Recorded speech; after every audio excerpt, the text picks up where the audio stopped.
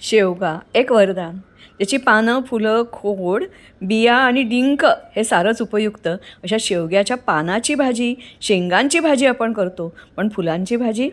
चला आज बघूया या फुलांची भाजी कशी करतात ते.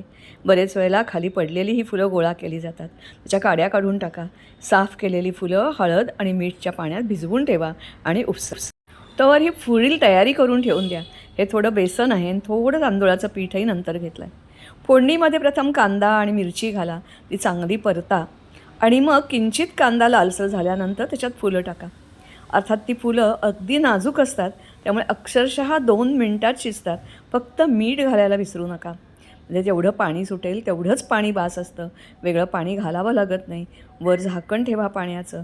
मग नंतर थोडा गूळही घ्या आणि मग हा सगळा जो काही गूळ, पीठ हे जे सगळं आहे ते मिसळून घ्या.